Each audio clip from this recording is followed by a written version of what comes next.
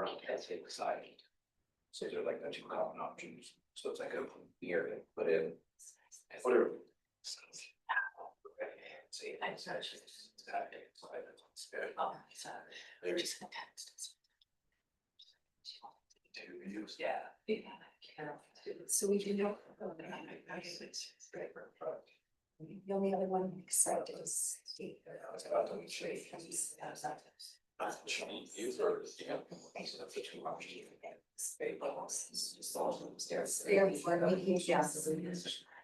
But you want to go ahead and go start. Where we have work, Charstow, we have farm and we are ready to start. Hey, good morning, everybody. I'd like to call to order the online TAC meeting on the Rosa Room on September 4th, 2025 at 10 a.m. Rhonda, will you do roll call, please? Thank you, Chairman and members of the TAC. Coconino County, Andy Bertelson is excused. Coconino County Citizen Representative Carol Covington. Present. Thank you. City of Flagstaff, Joanne Keene. Present. City of Flagstaff Citizen Representative Michelle James. I'm here. Thank you. Metro Plan Dave Wessel, we are expecting him. NAU Aaron Stom. Here. Thank you. Our NAU, ASNAU President, NAU student Isha Saida. Present. Thank you. CCC Kurt Stoll. Present. And Gail Jackson, I'm unsure. She's on. Oh, she's on. Excellent. Thank you. Thanks for being here. Okay. And we have Cameron Stanley, our legal counsel, with us. And we have staff on Zoom and in the room. And I'll turn it back to you, Chair Song. Thank you. Our first item is the safety minute. Sam Short.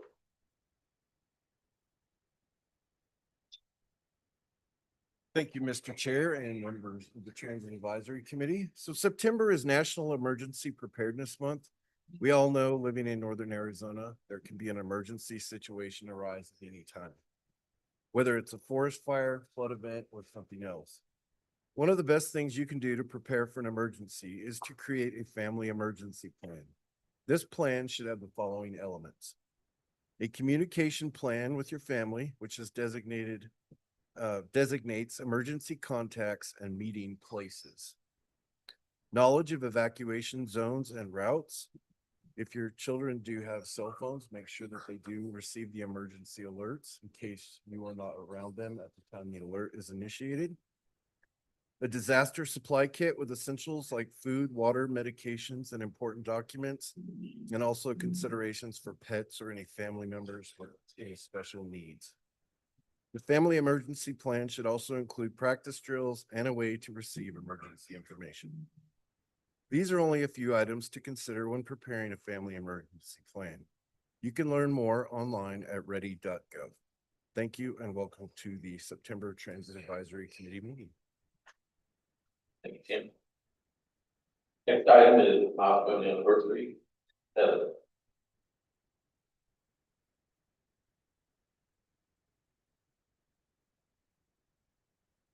Good morning. Thank you all for joining us today for our Transit Advisory Committee meeting. I have 4 milestone anniversaries to share with you this morning.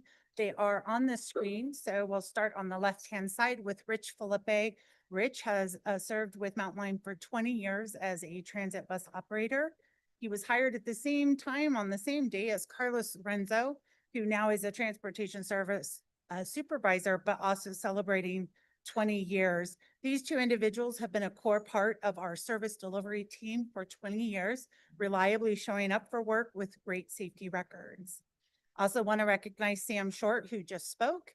He is celebrating his 15th anniversary here at Mountain Line. Sam has served in a variety of roles, but most recently was promoted to workforce director, where we have combined where we have given him an opportunity to lead both our HR team as well as our ongoing safety and training functions. And lastly, Randy Sharping, who presented at our last meeting, is celebrating his first year here at Mountain Line as our operations director. And with that, those are the milestone anniversaries for this month. Thank you. Next item is call to the public and seeing nobody online or in the room. Go on to the next item. Can I just recognize that County Manager Bertelson just joined? Thank you. Yep, thank you. Can I ask a quick question as well? We can't see what you have on your screen if we're online. Oh, let us get that fixed. Sorry about Okay, that. thank you. And hi, Andy. You.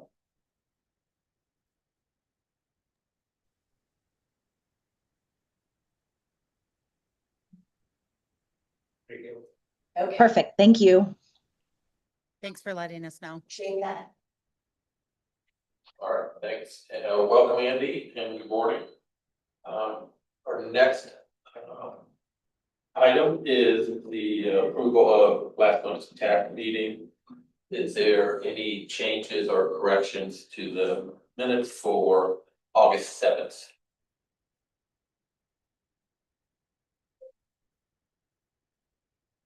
Hearing none, is there a motion to approve the minutes as written? This is Erin Stom. I make a motion to approve. A second? I'll second. Joanne? All right, thank you. Any other comments on the minutes before we ask for a vote? All right, all in favor of approving the minutes, say aye. Aye. Aye. Any opposed? It passed unanimously. Next, we're moving on to discussion and / action items. The first item is Heather, and she's going to talk about revised organizational structure. Hey, Heather, before you continue, can I just ask, can you guys hear okay online? I'm finding it really faint. And yes, I should be in the room, but I'm just curious if anyone else is having issues. It's not great, yeah. It's I'm not having good, issues. it's not good, no. Okay, All right, we're changing the mic volume in this room. Give us 1 second. thank you. Was it Heather that you're trouble hearing, or is it me, or is it a combination of both? It's Both. everybody for me. For me too. Okay. And this is Michelle. I'm hearing just fine on my end. Okay, well, I am going to attempt to speak louder. I know we have all talked about the mics in this room are a little different than what we've been used to in the past. So hopefully me projecting better will provide better sound quality for you. And I apologize for any sound issues you're having. We'll continue to look at and address those. I'm going to start. I have several items that I'll be presenting this morning. I wanted to share with you before we jump into these items that Josh Stone has left his position as financial manager here at Mountain Line, and that's why you will see my name on so many staff reports today. So just wanted to recognize that right up front. The first item we're going to talk about is the revised organizational structure. This is a project that has been going on for several months here at Mountain Line, looking at, are we staffed for the future growth and the future opportunities in front of us as a transit agency? It really was a question raised after the tax passed. The expansion of the tax was supported by the public, allowing us to implement the 5-year plan, doubling potentially our staff. And then the question became, are we staffed appropriately for that change in growth? So we've been working with our contractor TransPro, who does a lot of our HR contracting work to develop this. I hope this is big enough on your screen to share. It's only meant to illustrate what the draft org structure is. This is not the org structure for today or tomorrow. This is the org structure at the end of a change management timeline, which we're going to talk a little bit about the elements of. But the structure you can see looks a little bit like a structure that the city and the county are using, with creating more delegation of authority and better supervision of different functions. We've also tried to align functions that share some similarities or are what we call naturally occurring work groups. So within the change to our org structure, we are also developing a change management framework. That full report is still in draft format, so I'm just going to share some highlights from that report with you today. We are happy to share that report with you if you're interested in reading the full report. It will be sent to the board of directors with their packet for the September 24th board meeting. So a couple of key pieces and critical time points as part of moving to a new org structure is really first having that new org structure approved by the board of directors, introducing that new org structure to our executive and leadership teams, although most of them have been engaged in conversations about what are our staffing needs, looking at prioritization of the roles that are to be implemented over the next several years, and then developing a recruitment and selection process. And then the last step would be onboarding those new team members in those new roles. As I said, the implementation is not intended to be today or tomorrow, but is to take place over a 2 to 3 year period. So I'm just going to highlight a couple of things that we are working on right now as part of year one. We recently did a recruitment for a director of finance, and I'm happy to report to you that we have successfully negotiated with a new finance director. She starts on September 15th. I'm pleased to share that Megan Coons accepted that position, and we're excited to onboard her in the coming weeks. We are still in the process of hiring our planning director. That director will replace what previously was filled by Kate Morley when she was here at Mountain Line. And that position, I know it says on here, will report to the CEO and general manager, but that position will actually report to the deputy general manager. It's our first step towards serving that long-term organizational structure. Once we have those two positions hired, we will be spending the next couple of months implementing changes to those work teams, creating financial functions and also planning functions, clarifying where grants go. This is an open question. Grants at Mountain Line have been served under the planning function as well as the finance function. Once we have both of these directors on board, we're going to allow them to engage and collaborate on making a determination of how do we serve our grants function. A big gap for us has been service planning, and so we're hoping to address that as well. We still have not defined whether that is just a delegation of roles and responsibilities, or if it is a person who needs to lead that function. To clarify, service planning is taking a 5-year plan and coming up with implementation strategies, but it's also engaging as there's community road network changes, changes to bus stops, and how we change our service. Additionally, we will be hiring new operators. This is to support our implementation of new services next August, which we are not ready to unveil exactly what that is, but we are continuing with that implementation of the 5-year plan. That does mean we need to do more hiring into our operator pool. We also have a procurement on the streets right now to look at how we do paratransit service and how to expand it so that it looks more like on-demand service, expanding the option for same-day service for many of our paratransit customers, and then implementing a succession plan so that we start to look at what are the knowledge, skills, and abilities needed to support this growth, and then how do we develop staff for that. In the next year, sorry, I dropped year 2 on this slide, but this is really meant to be year 2. This is starting to look at that structure of creating the deputy general manager who focuses on administration and a deputy general manager who focuses on operations. We currently have a deputy general manager. We don't use it in its true traditional sense of a deputy, in that they supervise small functions, not large functions, and we want to change that to create a more solid base to supporting our teams. In quarter 2 of year 2, we're also looking at separating our fleet and facilities role. We currently have one person that oversees those 2 functions. As we continue to grow the number of facilities we have, as well as change our fleet types and grow those fleet types, we really believe getting specialized candidates in to look at those functions are important for state of good repair and meeting compliance requirements. And then just more work to continue looking at how we do the business that we do, really with year 3 being the culmination of seeing that full org structure implemented and the correct support positions putting in place. So you can see here, it's really creating a more safety and security division separate from our HR division, which we just combined several years ago. But as we grow, we know there's going to be a need to separate those out.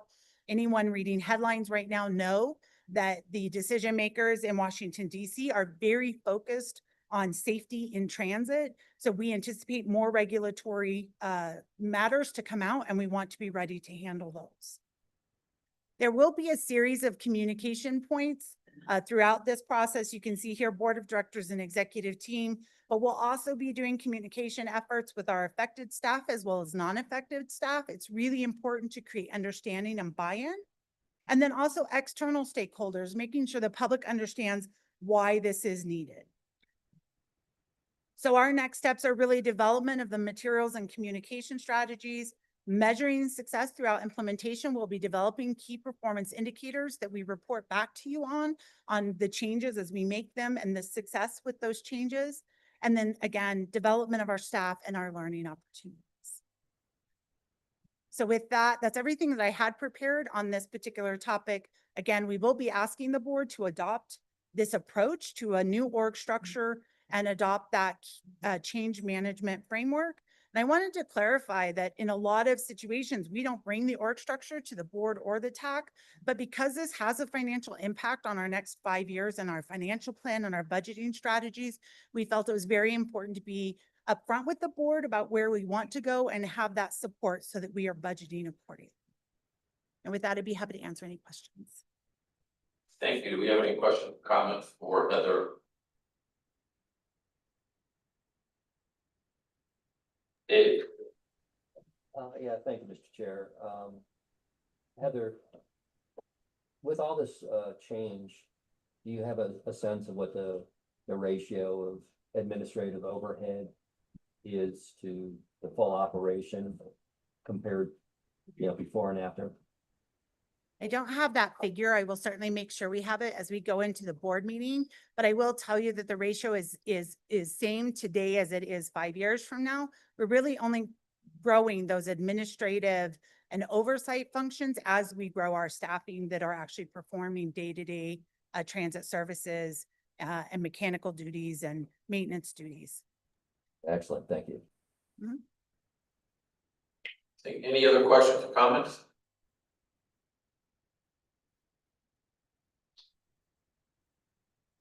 Okay, hearing none. Thank you, Heather. We'll move on to the 2024 financial audit report and corrective action plan.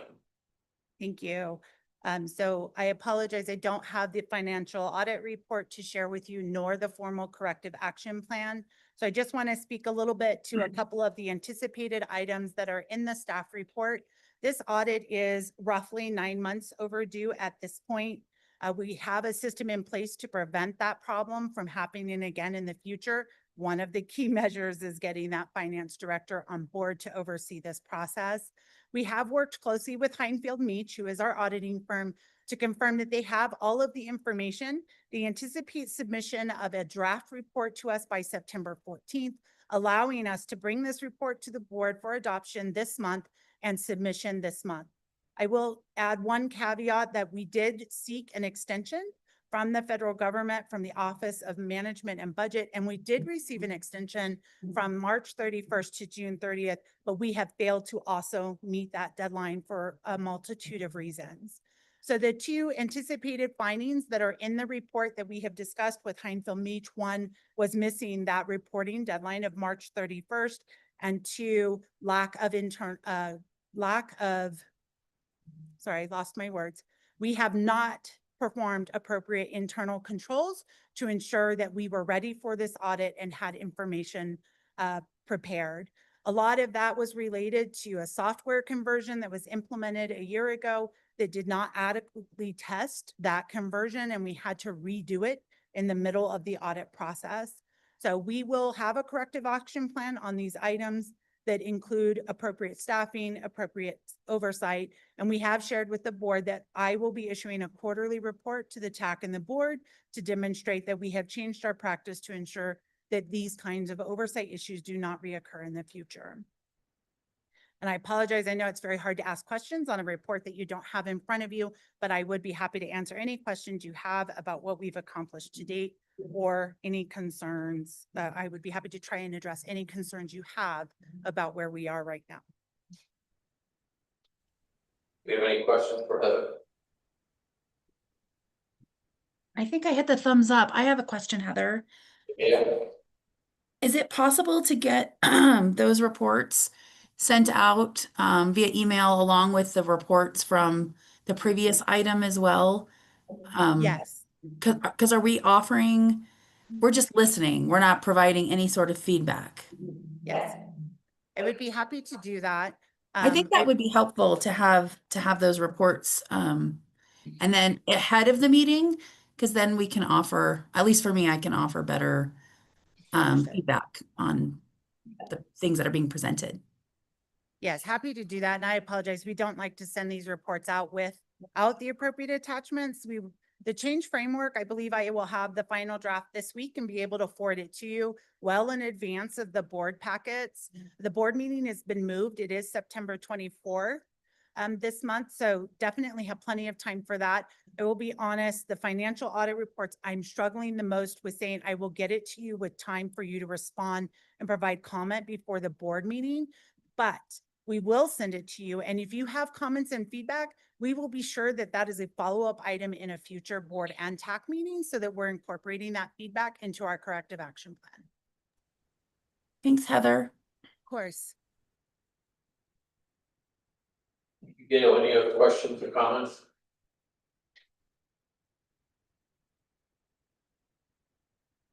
Hearing none, thank you, Heather. And next we have Ms. Dean, and she is going to talk about the electric bus performance report. Great. Thank you, Chair, members of the TAC. Next slide, please, Rhonda. I'm here to provide an update on electric bus performance, but also provide some updates on the hybrid buses as comparison. So as a reminder, we do have 2 electric buses in service, pictured here.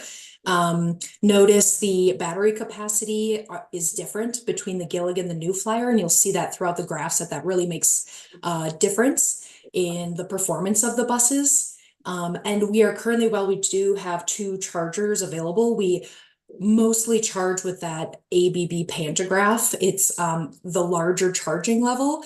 Basically takes about an hour to charge a bus. So that's really nice compared to overnight with the Heliox mobile charger. So just a few notes there. Next slide, please, Rhonda. And we've been using these KPIs for almost 2 years. And so it should be familiar what you're seeing here, but please let me know if you have any questions or want to see other data points.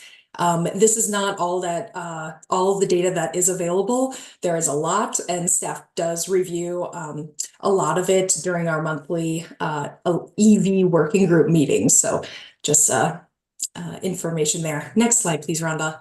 So the first KPI, key performance indicator, efficiency per mile, lower is better on these. So the 5354, that lighter blue, is our New Flyer bus that has the smaller battery.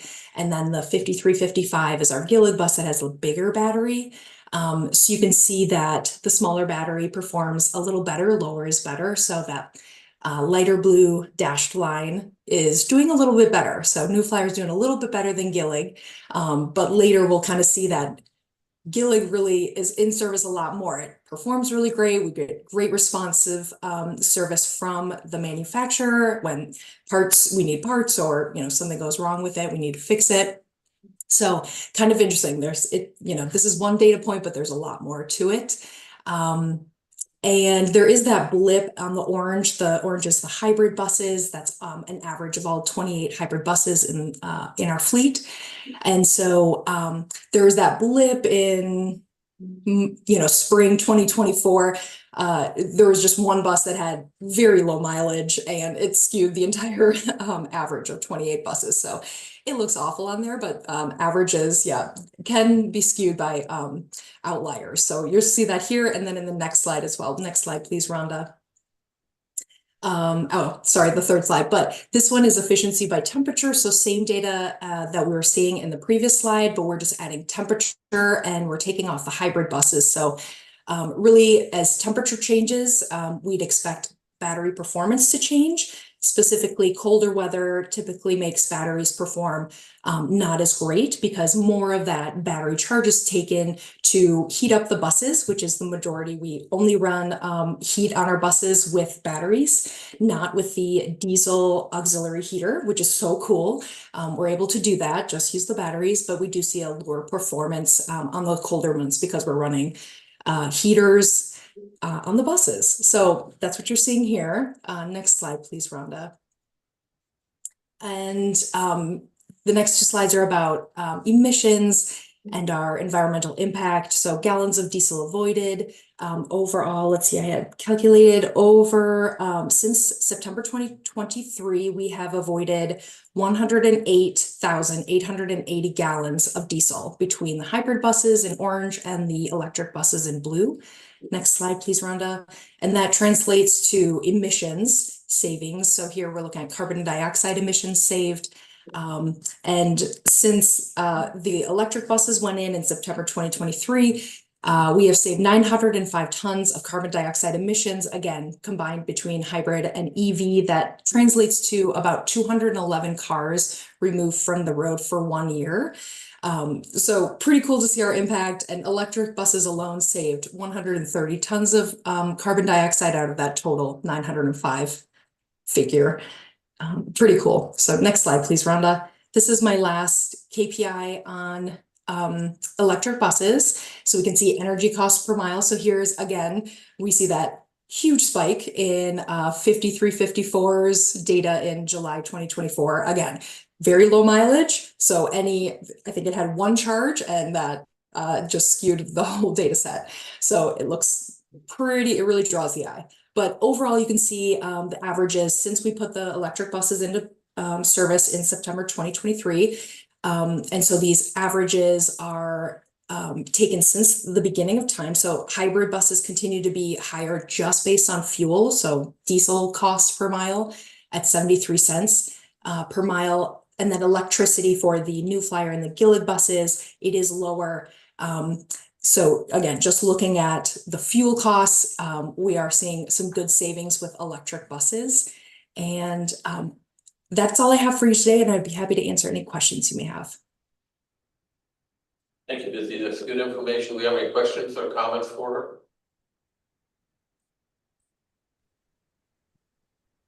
This is great information, Busy. I'm curious, you said it saved 211 cars a year. Excuse me. Is that like for 2 years or just one full year since we implemented it in 2023 and we're not through 2025? Can you explain that a little bit?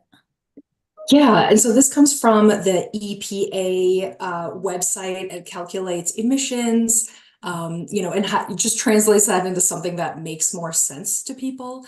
And so when we say it's going to save so much for a year, we're saying year over year. So that 211 vehicles is saved, every year that we have that much savings. So yeah, in like that first year when we had electric buses in, it was not that full ton savings, right? 905 is since the beginning of time. So it'd be lower in the beginning, and then, that's per year. So, okay. So I guess I see what you're saying. So you're saying 211 is where we're at now.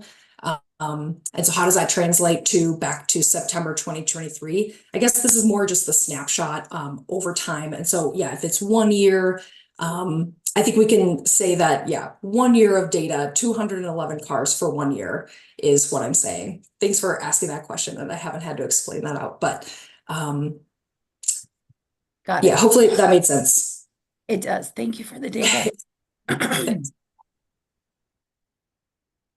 other questions or comments?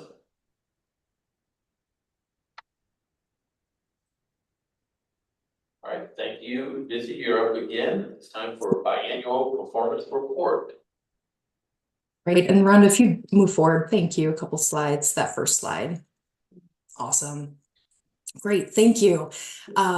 So These slides should be familiar as well. I decided instead of having one large table with all of the modes of service, I'd kind of break it out per mode of service. So it looks a little different. I kept the table in there, but I also added our monthly reports. And so this is the chart on the bottom. We're seeing FY25 in the bars. Blue is the total service, Mountain Line routes minus Route 10. Orange is just Route 10. So you can kind of see that split between ridership month over month. The lines, the thicker line is FY24, so most recent. And then the lighter line, thinner line is FY23. So 2 years look back. So hopefully this kind of helps like show, especially the month over month, our service really changes, it's dynamic. And so I'll include this on every slide and mode of service. And I would love any feedback if this helps kind of translate the table of numbers. I feel like numbers are really kind of hard to see. But, in the table at top, the left 3 columns, we're showing actual data from the past 3 years. And the right 4 columns are the goals. So we have the past year FY 2025 goal, and then our current year 26, and then a look ahead 3 and 7 years based on FY 25. So a couple trends that we're seeing in our fixed route bus system. While we didn't quite meet our FY 25 ridership goal, we did have an 11% increase overall. Our cost per passenger and hour was also higher than our goal due to the $5 per hour operator wage increase and overtime last year. But we do expect that to be lower in FY 26. We're getting staffing really solidified. Our wages have leveled out. That's all in our budget now. So we do hope to see that lower cost per hour and per passenger this year and continuing years. Student ridership is really driving that 11% increase, and that you can see here, it's definitely during school months over past years. So anywhere where the bar is above the line, that you can see that follows the school months. And we had a 17% increase on Route 2 alone and a 10% increase on Route 3. So those are both, they serve the majority of FUSD schools between those 2 routes.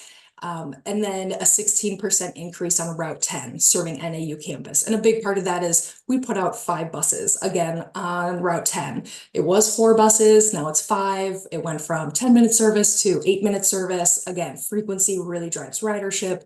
And you can see that here in the numbers. So great to see, our numbers increase, and we do anticipate even higher growth in FY 26 and looking forward. Next slide, please, Rhonda. And here I'm showing demand response. So we have our paratransit service and our microtransit service. They both provide origin and destination service and operate only when trips are requested. These services are commingled using the same Mountain Line vehicle. Driver and trips are grouped together as a shared ride for efficiency. It was Mountain Line vehicle and driver. And so commingled service. Paratransit service, however, is eligibility based, available for people with disabilities as required by the FTA and Americans with Disabilities Act. And microtransit is open to the public. It supports more of our vulnerable community members who need access to services in the Huntington industrial area. So very different services used, being commingled here. But you can see that paratransit, we have many, many more rides on paratransit service. And even though it is, it has been increasing. We saw a 22% increase over FY24 overall. You can see the cost per trip here in the table at the top is about $70 compared with microtransit $7. So very different because the cost, so we're allocating costs between the 2 demand response services very specifically. So wherever there's service for microtransit, we're doing that cost there. So microtransit is actually very competitive cost-wise, especially it's on level with fixed route. We had about $7 per trip on fixed route as well. So really interesting to kind of see these cost per trip comparisons. And then microtransit, you'll see a very large bump in December and then through the rest of FY25 in that chart in the bottom right corner. So microtransit had a 279% increase over FY24, and that was driven by past programs. So we were able to get fare boxes on all of our vans, and did increase the per trip costs from $1 to $1.25 to match fixed route, but then we were able to use passes on microtransit. And so we saw a very large increase in trips taken, because a lot of individuals who are in the social services system, they are allocated a bus pass as part of their benefits. So you can see that being able to use the bus pass on microtransit to get to necessary services, it's just that seamless, mode to mode connection. And so you can see the increase in microtransit trips. So I'm really excited about that one, and 279% increase is just tremendous. And we do anticipate, that number being similar in FY26. Next slide, please, Rhonda. Taxi programs, we have our city and our county split here. Both of these programs remain the prime choice for paratransit eligible customers due to individualized service. If you notice the cost per trip comparison, the taxi program is lower. So we said $70 per trip for paratransit. Here we see $18, $18.50 per trip, and $31. So still a significant savings over paratransit. And we don't have paratransit service in the county. So really for the county, this is a minimum level of service, and it is extremely needed. So really great, even though we're seeing a decrease over FY25, city's down about 9% and county is down 4% in trips. It's still a thriving program for city and county citizens. So really happy to have that available. Next slide, please, Rhonda. And this is Vanpool, our last service mode. And then I'll switch over to strategic work plan KPIs. So Vanpool continues to grow. We added 3 Vanpool groups in FY25 alone. So we're up to 14 groups. It's a service for workers who live or work in nearby cities like Williams, Winslow, or Holbrook. And they connect to Flagstaff for work. And some employers are supporting the cost of these van pools in addition to the county subsidy of $400 per van per month. So you can, really great growth in this program, and we hope to see it continue to be a valuable service. Next slide, please. And so here we're at our strategic plan scorecard. So these are just a sampling of the key performance indicators or KPIs that I'll present. We really follow the 6 goals of our strategic work plan listed on the left. And then the key performance indicators are driven by the objectives of the strategic work plan.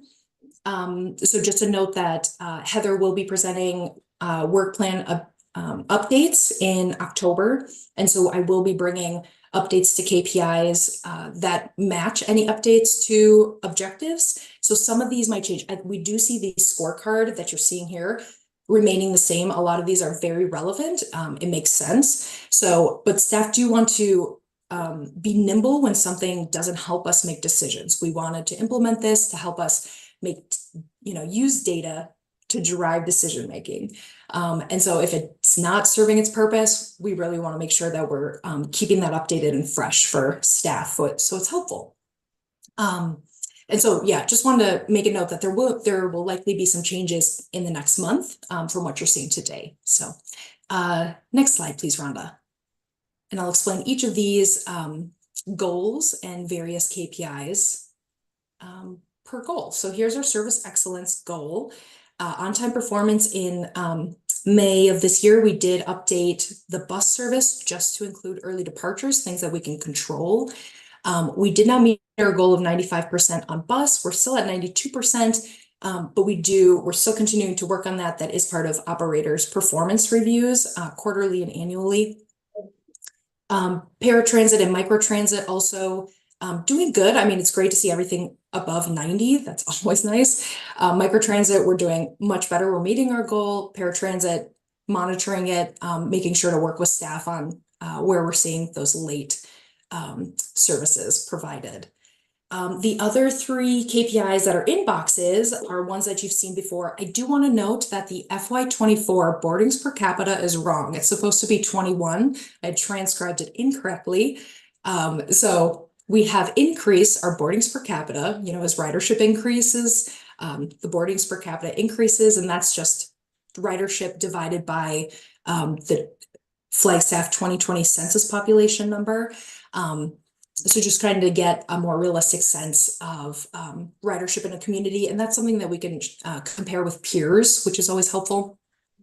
Our overall satisfaction with service, that is an FY23 customer satisfaction survey. And I did include at the bottom, we've talked about this quite a lot, about Transit app, our real-time arrival app that people use. It's also available for NAU shuttle services. That it provides people, an easy, give us a 5-star rating. How did we do? Overall trip rating. We do see an increase over last year's. We do find this of value. It's something that's refreshed more often than the customer satisfaction survey. The scale is Beyonce to total nightmare, which is silly. But you get the idea, right? 5 stars, 1 star, 5 stars is best. So we may be bringing this in October. Just kind of wanted to continue sharing this with TAC and board in advance of changes. Next slide, please, Rhonda. Our next goal is stewardship of resources. So we just talked about electric buses performance. Obviously, this is a very big deal for us. I do want to draw your eyes to fleet and facility preventative maintenance completed on time. This was over 300 PMs between our facilities and our fleet. We were understaffed and we only had one of all of those PMs being late. So really big kudos to Jeremiah and his team, Mark, Robert, very big deal on that. I think that's tremendous, especially being short-staffed. Our emissions saved by people riding the bus, that does include all riders, not just people who have or don't have access to a vehicle. I think it's important. A lot of people do ride the bus specifically because emission saving is part of their personal values. So I want to count them in this figure. So very cool to see that, tons of GHG. I'm sorry, I did not translate that into number of cars, but I'd be happy to do that using the EPA calculator. And then our mountain line emissions, we have crushed our emissions goal. We were placing low goals. We didn't know exactly how the electric buses would work for us. So we had a reduction of 47 tons of carbon dioxide, but we actually exceeded that in 71 tons of carbon dioxide saved. And so we did up that goal for FY26 now that we've seen the buses perform very well. Next slide, please, Rhonda. Our third goal is investing in a mountain line workforce. We are continuing to emphasize performance evaluations, both quarterly and annually. What you're seeing here is the annual number. Not quite our full staffing getting evaluated, but again, a goal for all staff to make sure to give feedback to their staff. And our employee engagement score, that survey was taken in fall of 2024. So that's 76%, didn't quite meet our goal of 77% this year. And we did increase the goal to 80% based on feedback that we received in May from the TAC and board. We want to get at least a B, right? Let's get a B. And then just wanted to recognize job changes and trainings to encourage our staff to realize their full potential and encourage skills to be improved upon. Next slide, please, Rhonda. So here, okay, accidents, Sam presented on this last month, so this should all be very fresh. The FY25 accident and injury report. As a reminder, accidents is when a vehicle makes contact with anything. Most are very minor items. As Sam mentioned, there was one higher threshold item that met reporting requirements to FTA, but 79 of those are very minor items. So that's like running over a cone or a mirror tap, very minor. But what we're trying to encourage is positive proactive measures that'll move the needle in the right direction. So for example, that very bottom line, percentage of staff recognized with the safety award, we want to encourage people with positive reinforcement that this is part of the 100 Club. So staff are being monitored without their knowing it while they're behind the wheel. And so making sure that, that's recognized among all the staff that are operators, these 100 club operators are, going above and beyond and really setting the example for everybody else. So trying to do that positive reinforcement. And in preventable accidents, we are seeing it culminate. So last year, 49% preventable, we're going down. That's the direction we want to go, towards 40%. So really Sam and his team's doing a great job, having the reoccurring trainings, and having an emphasis of positive reinforcement. Next slide, please, Rhonda. Community engagement, this is the 5 of our 6 goals. So money that bus riders save by not driving a personal vehicle. This does include only mountain lion riders who had a vehicle available to use on their trip instead of taking a bus. So, not everybody's saving money without a personal vehicle because they are a single vehicle or a 0 vehicle household. That is a lot of mountain lion ridership. So this is just the 35% of riders that do have a vehicle, saving almost $700,000 among them. And then some stats that are still very relevant to mountain lion staff, and we do anticipate conducting a never rider survey in the FY26 period, just to refresh that 93.1%.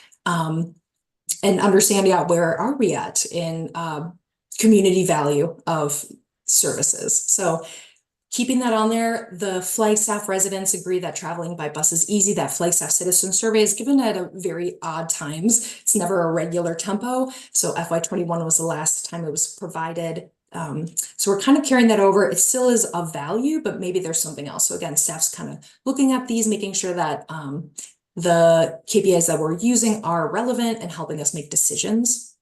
Next slide, please, Rhonda. This is my last slide. And we're talking about financial health, very important topic. We are meeting our main goal of increasing financial resiliency through local dollars for our operations. So we did exceed that by 1% over our goal. And then just recognizing that Mountain Lion does an excellent job leveraging federal funding. So for every $1 spent on buildings and buses, our capital expenditures, we're leveraging 4 times the investment in federal funding. So really tremendous. I will point out that in FY24, it was a very good year. The DCC had a large non-cash match. So that 90% is extremely atypical, but it was a good year and we'll take it. The 79% is a lot more typical that we'll see this year and future years. So with that, I'd be happy to answer any questions you may have. Thank you. Any questions for Busy?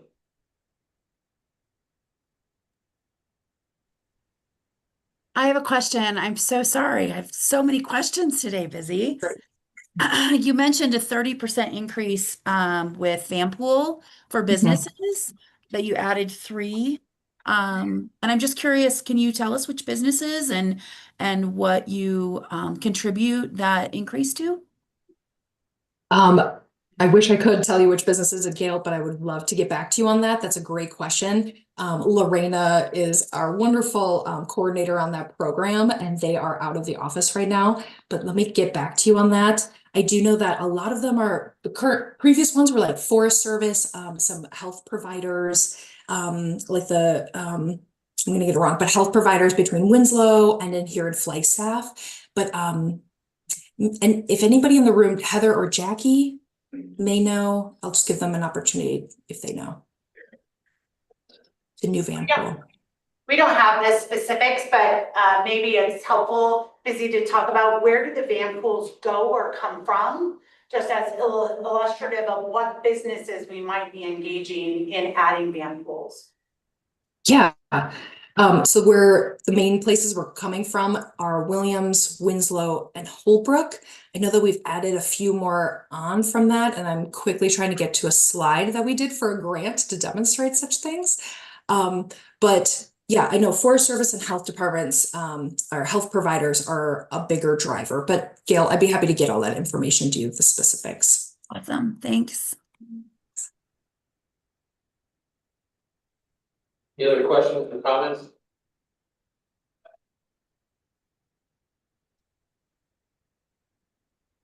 Busy, thank you. A lot of good information today. Thank you. Next item is FY25 annual report, be presented by Heather.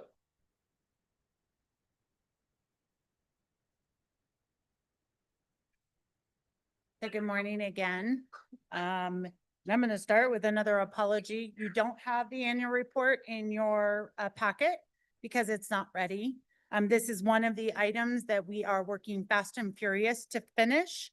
With Josh's departure, it's fallen to my position to close out the fiscal year and develop this report with support from Busy and Jackie and our financial team. Unfortunately, I have not finished those steps, and so do not have the annual report for you. I want to recognize that we would like to keep it on the September board meeting, mostly because we like to reserve October as our strategic planning meeting. And so we need to have this adopted by the end of October. We need to submit it to the state of Arizona as required by revised statute by November 1st. So we'd like to keep this on the September agenda, sending you the report as soon as it's available for comment and feedback.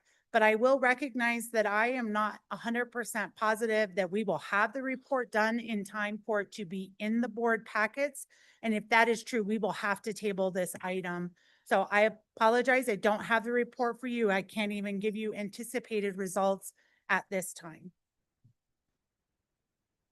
But I'd be happy to answer any questions or concerns. We do have a question.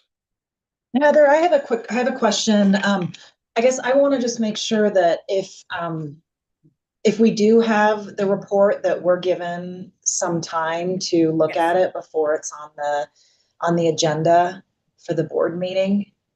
So, I mean, even a week I think would be beneficial because I know we meet with our electeds who sit on the board.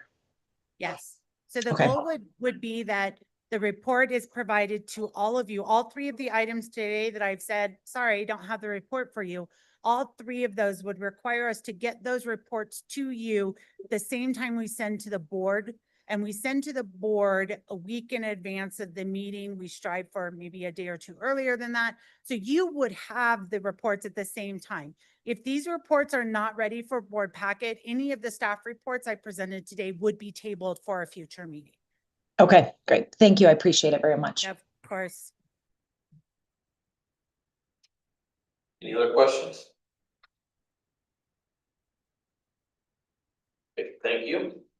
The next item is board meeting attendance, and that's an item that the board has requested to be put on the agenda as the discussions that they're going to have on board attendance and board meetings. So there's no presentation for the TAC today, or no questions or comments are required from us on that. Next item is bus simulator update, and Sam has that. Thank you, Mr. Chair and members of the Transit Advisory Committee. I'm Sam Short, the Workforce Director with Mountain Line. I'm here to talk today about Mountain Line's bus simulator project. So back in 2024, September of 2024, Mountain Line concluded an extensive request for proposal for a simulator. An award was given to the First Ann Arbor Corporation, or they're commonly referred to as FAC, and they have been fabricating a bus simulator for Mountain Line since September of 2024. Sam, can I just jump in? It's kind of hard to hear you online. Do you mind getting closer to the microphone? Or Sure. Is that any better? that is so much better. Thank you. Okay. Thank you. Do you want me to start over? No, I think we're good. Or I'm good. Yeah. Yeah. Okay. And can you see the screen okay? Yes, we can see the screen. Okay.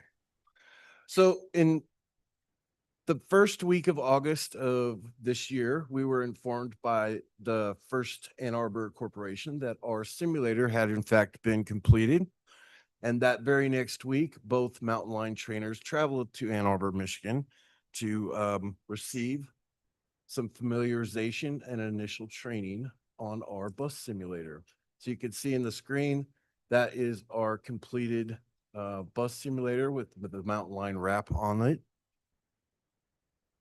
And then this next picture is one of our trainers, Danny Barbie, who is in this picture is in Ann Arbor, getting familiarized with the operations center portion of the simulator. And last week, our bus simulator was finally delivered to us. You might recognize the room. It is the training room in which we've had many TAC and board meetings. You see in the foreground, the operations center. That is where the trainer sits and provides feedback to the driver who is inside the enclosed cabin of the simulator. And they also run scenarios and things like that for the trainees. Here we have our other trainer, Jed Davis, sitting in the bus simulator. If you look around Jed, you can see he's fully enclosed by the screens, which provides a realistic driving simulation for him. And then here's Jed from the other side. You can see again, all the way around Jed are screens, which gives it a somewhat realistic view for the person driving. If you look at the dash and the controls for the bus, these are exactly the same equipment and panels, switches, everything that are in most of our Gillig hybrid buses. So this is a almost complete replication of most of our actual Gillig hybrid buses. So the seat's the same. The button you start the bus with is the same. Windshield wiper button's the same. All of it is exactly what you would see in a real bus. Also, if you look behind Jed, there's a screen behind him you can barely see. In 2 or 3 weeks, we will have a film crew arriving at Mountain Line, and they will be filming scenarios. So the bus operator can interact with the screen behind him just as if he was in a real bus. Looking behind him and looking at somebody doing some type of function behind him in the bus. And then, as of yesterday, our newest training class has started using the bus simulator as well. They are all being given training by the First Ann Arbor Corporation through this week, and they will be done as of the end of today.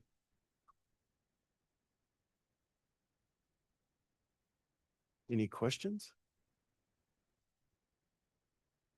Any question for Nick?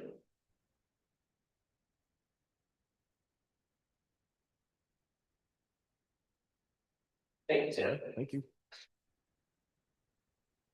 The next item is Director of Van Leave, and that's Jeremiah.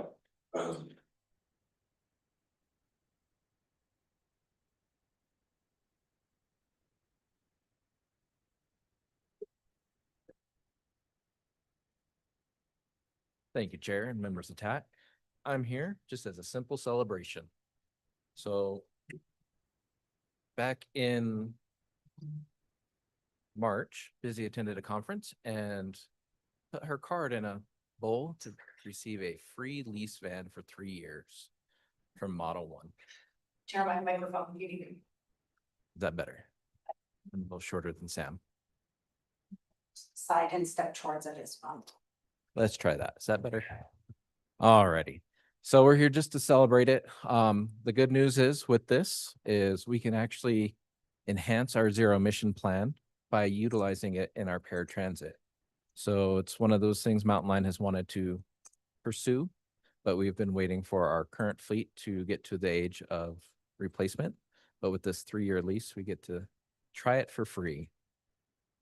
So with that, I'm willing to answer any questions, but it's really just here to celebrate and say thank you to Busy for winning it and Model 1 for actually supplying us the 3-year lease. Any questions for Jeremiah? And thank you, Busy. And congratulations. Thank you all. Thank you. The next section is progress reports. The first item does not have a presentation or question or comments, but if any TAC member has a question or comment or would like to see this item move to the regular agenda, we can do that for a future meeting. That the last item in the progress report is summary of current events. Next, Heather. Great, thank you. I will do what I told staff to do and step to the side and stop yelling at the microphone. Today, I'm going to keep our current events report very brief. I'm trying to respect that several of us are probably headed to CCC's event that starts at noon today. So we've tried to be very efficient in our presentation, but I did want to share with you at least our September anniversaries. So you can see on the screen 4 September anniversaries. I'll start again on the left and go right. Joseph Tyree is celebrating 8 years with Mountain Line as a transit bus operator. Peter Furness is celebrating 6 years as a transit bus operator. He's part of our part-time pool, which is really critical to meeting vacation and needs of our staff, as well as covering shifts when we have people who need unexpected time off. Don Palmer, who now serves as an operations superintendent, celebrating his 3rd anniversary, and Stephen Yazzie, celebrating 3 years as a facilities technician. Stephen and our facility technicians are very much responsible for the condition of our shelters and bus stops out in the community, so serving a very important role as ambassadors for our programs and services. A few more anniversaries I think the prior slide was supposed to say August or September. So this one should also say September. Sorry about that. We missed that. A couple more anniversaries to share. Keith Carr celebrating his 2nd anniversary here at Mountain Line. Elvira Cisco celebrating 3 years as an operator, and Stephen Olvera celebrating 8 years as a transit operator. Stephen is also a on-the-road trainer, so he helps our new staff get acquainted with our routes in the field as well. And then lastly, Keith Alexander, another facilities technician, celebrating his 2nd anniversary. I will just share, Keith Alexander is one of the graduates from our last training class, as he recently obtained his CDL and is serving as a transit bus operator when he's not working in his regular role as a facilities technician. And I think that concludes our anniversary report, but I'd be happy to answer any questions. Questions or comments for Heather? Carol? Thank you. It's not pertaining to the anniversaries. It's more generally a question. I am struggling with the fact that so many of the agenda items, and I know this was an anomaly today, but so many of the agenda items do not have attachments, and then we are presented an oral presentation that, here I should undo my video thing. We're presented the information, and it's very hard to absorb all of that. And I don't know if that's intentional, because you don't really want the reports circulated in advance of the meetings, or you don't want to overwhelm us with too much information. But when it flies by and I haven't been able to look at it prior to the meeting, I don't know that I'm able to offer my best thinking regarding each of those reports. And I just wanted to say that as a general comment. I Thanks. appreciate that. I did share with Chair Stahl just as we started today's meeting that my goal is to meet with each of our TAC members in the next 30 days to talk about how the TAC meetings do or don't work for you. And that's really good feedback for us. That's the type of information we need. We want you to feel effectively informed and engaged in these meetings. And oftentimes we feel like we're not hitting that mark. And so that's very helpful to us. I can't tell you that we're not sending reports because we're trying not to circulate them.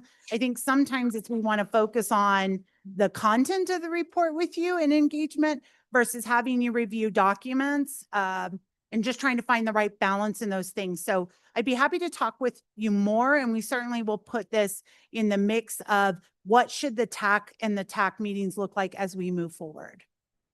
Thank you. Of course.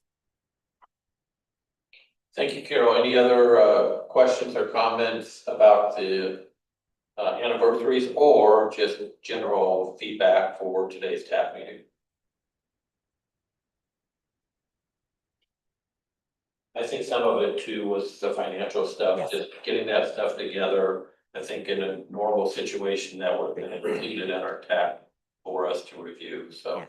That's very difficult. It's Yeah. never our goal to come up to you and say, oh, we don't have the report for you, and I don't have any information to share with you. It's less than ideal. It's not really reflective of our best practices. Any other questions, comments? Just a reminder, we do not have an individual TAC meeting next month. We do have the board and TAC joint meetings as strategic policy advance, and that will be October 15th. It'll be here in this room, starting at 9. It says on there 9 to 2. So, any other questions or comments before we adjourn this meeting?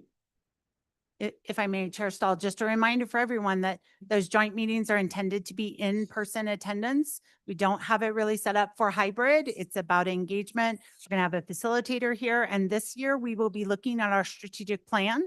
The last time we adopted that plan was in 2020. So we're looking to update the 5-year plan for the next 5 years going forward. And we would appreciate all of you attending if you can and participating in that process. Thank you. Anything else? Thank you, everybody, and I'll call this meeting adjourned. Thank you. Thanks, everyone.